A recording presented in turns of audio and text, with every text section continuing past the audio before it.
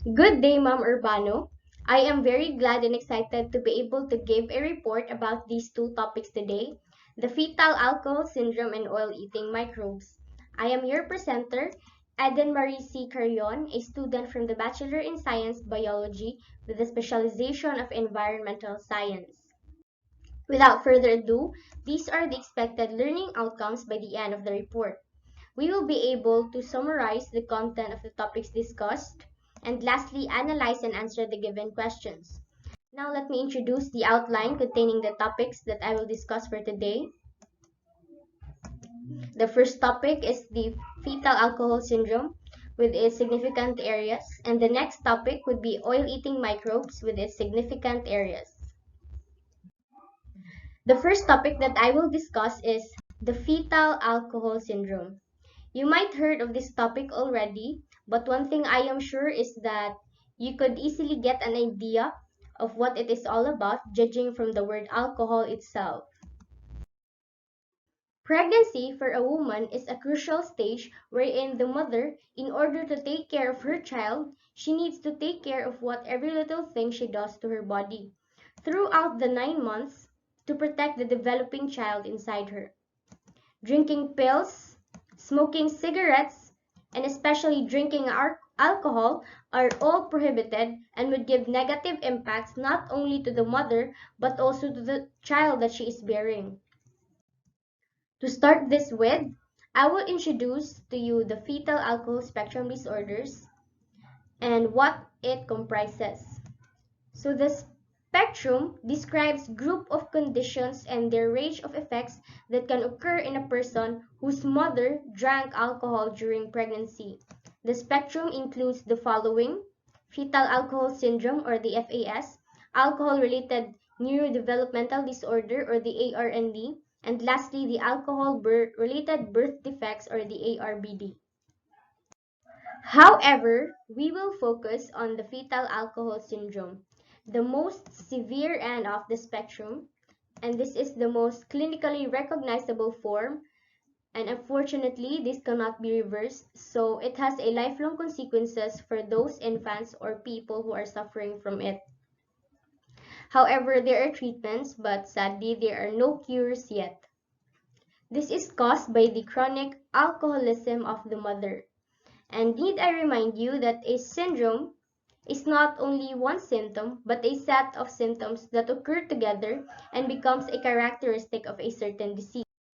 Let us go over to the causes. When a woman during her pregnancy drinks alcohol, the alcohol would pass to the mother's blood into the baby's blood. This is because the alcohol would cross the placenta of the mother and would enter the bloodstream of the fetus.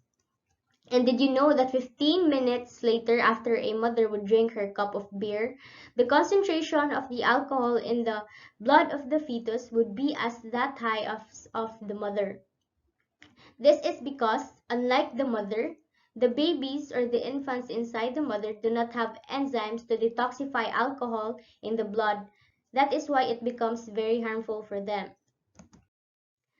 Next, these are the symptoms that a child with fetal alcohol syndrome shows. For mothers with severe drinking problems, her infants will have high chances to be mentally retarded, growing poorly, and having malformations in the face, as you can see on the left part of the presentation. While mothers who are social drinkers would produce infants who are reduced in birth weight, having low IQ, and having also behavioral problems such as the lack of initiative and skills in communicating, having poor judgment, and having poor attention span. We are at the last part of the report of the first topic. We are going now to answer the given questions.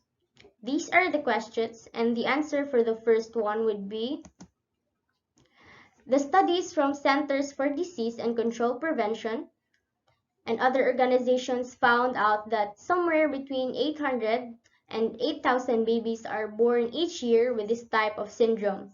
However, a certain population count cannot be exactly identified because scientists are having a hard time with the diagnosis of the disease. A test cannot be simply done because of the broad range of the signs and symptoms in the spectrum. And the answer for the next question is the FASD. Using it as a diagnosis would be a little of use, since knowing that someone who has FASD does not specify which symptoms they have. Therefore, the typical link between diagnosis and a reasonably well specified set of treatments is missing, which clearly diminishes the point of the diagnosis.